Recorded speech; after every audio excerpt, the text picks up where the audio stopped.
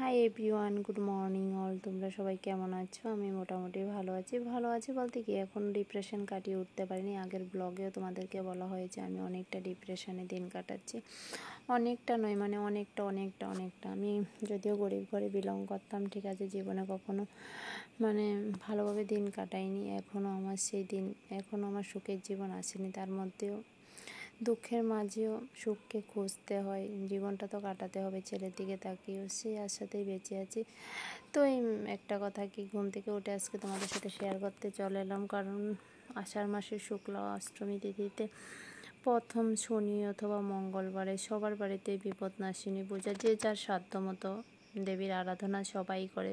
সে মোতাবেক আমাদের বাড়িতেও শুরু হয়ে গেছে পুজোর আয়োজন। তো এখানে আমি কাজ সেরে, দেখতে পাচ্ছ আমাদের জলও চলে এসেছে। 7:10 কি 15-তে জল আসে, অনেক সময় 7টায়ও আসছে। তো আমি ঘুম থেকে উঠে কাজ সেরে নিয়েছি, স্নানের আশায় বসে আছি, কারণ স্নান করব কি করে জল না আসলে।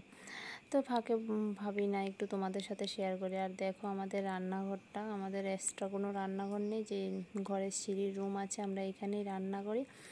তো আজ কী রান্না করব, মানে রাতের বেলা কালকে রাতে মাছ এনেছিল, তো সেই মাছ ফ্রিজে রাখা ছিল, সেইগুলো ফ্রিজ থেকে এনে ভালো করে ঠান্ডা ছাড়িয়ে ধুয়ে রেডি করে রাখলাম, রান্না করব। তো ভাবলাম না তোমাদের সাথেও একটু শেয়ার করি আমাদের মানে পুজোর বলতে আজকে সারাদিনের পুরো ব্লগ, পুজো রান্না সব কিছু মিলে যেটুকুই পারি তোমাদের সাথে সেটুকুই শেয়ার করতে এলাম। যদিও আমি পুজোটা দেব না আজকে, কারণ এদিকে আমার ছেলের এক্সাম শুরু হয়ে গেছে।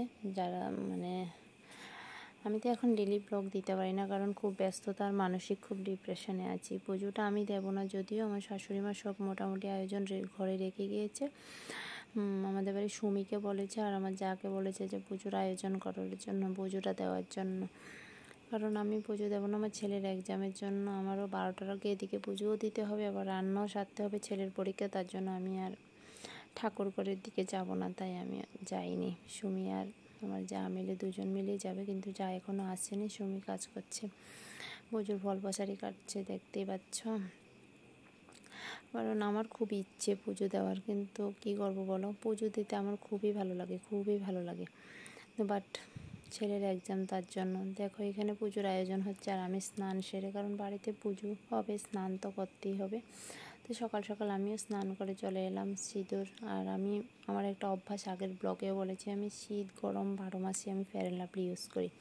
জানি না কে কী ইউজ করো, জানি না, আমি গরিবের মতোই, জানি না, আমার সবসময় ছোটোবেলা থেকে অভ্যাস ফেয়ার অ্যান্ড লাভলি ইউজ করি। তো আমি স্নান সেরে ফেয়ার অ্যান্ড লাভলি সিঁদুর এগুলি দিই। আমি নর্মাল সিম্পলভাবেই থাকতে ভালোবাসি সবসময়। আর দেখতে দেখতে আমার যাও চলে এসেছে, যাকে ফোন করে আনা হয়েছে, আগের দিন বলা হয়েছিল, তো চলে এসেছে। প্রচুর সব কিছু রেডি করছে, দেখতে পাচ্ছ। আর এদিকে আমি বসে পড়লাম, যেহেতু ঠাকুর ঘরে যাব না, কারণ ঠাকুর ঘরে যাবো কী করে, এখানে আমি মাছ রান্না করছি, যাওয়া তো সম্ভব নয়, তার জন্য আমি যাব না। আমি এই পুজোতে আলতা, সিঁদুর, নেলপালিশ এগুলি দিতে হয়, জানি না সবার, কিন্তু আমি জানি যেটুকুই, লক্ষ্মী পুজো, বিপদনাশিনী পুজো বাড়িতে এগুলি যখন হয় তখন মানে বাড়ির বউরা আলতা, সিঁদুর, নেলপালিশ এগুলি পরে একদম লক্ষ্মীর মতো হয়ে থাকে। তো তা আমিও করলাম তোমাদের সাথে। আর অনেক দিন ব্লগও দেওয়া হচ্ছে না, সময় ভালো খুব খারাপই যাচ্ছে, ডিপ্রেশনে আছি, তার মাঝেও কী করবো বলো, সব কিছু তো চালিয়ে যেতে হবে ছেলের দিকে তাকিয়ে।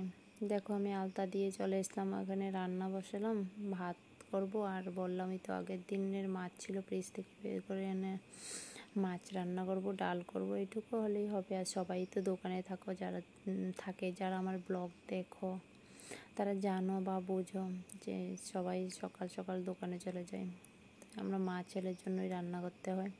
দেখতে দেখতে এদিকে আমার রান্না মোটামুটি কমপ্লিট হলো, আর এদিকে পুজোও কমপ্লিট হয়ে গেল। আর পুজো শেষে সবাই যেন বিপত্তারিণী পুজো করে, পুকুরে বা কোথাও জলাশয়ে গিয়ে তেল, সিঁদুর এগুলি ভাসান দিতে হয়।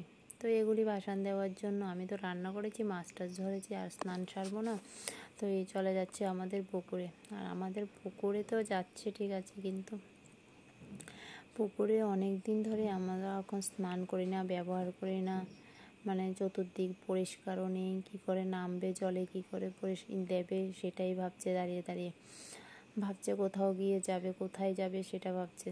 নিজেদের পুকুর থেকে অন্য কোথাও যাবে কি না সেটাও ভাবছে, কী করে নামবে, ভয়ও করছে।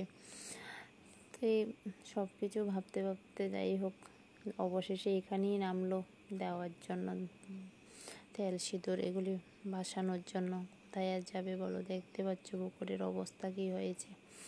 কিছু করার নেই, পরিষ্কার পরিচ্ছন্ন করা হচ্ছে না অনেক দিন ধরে। এটা আমাদেরই পুকুর, পরিষ্কার করবে বলতে 2-1 দিনের মধ্যে পরিষ্কার হবে, কিন্তু এখন তো এগুলি ভাসান দিতে হবে, কি করবে আর। তো নেমে পড়লো ভাসান দেওয়ার জন্য। কে কে এভাবে বিপদনাশিনী পুজো দাও একটু কমেন্ট করে বলো। মানে পুজো শেষে আবার ভাসান দাও জলাশয়ে গিয়ে। সবাই তো আর আমাদের ত্রিপুরার আমার ব্লগ দেখো না, ত্রিপুরার বাইরেও যারা দেখো প্লিজ একটু কমেন্ট করে বলো। আর সবাই পাশে থেকো, সাথে থেকো। আজকের মতো ব্লগটা এইটুকু, এটা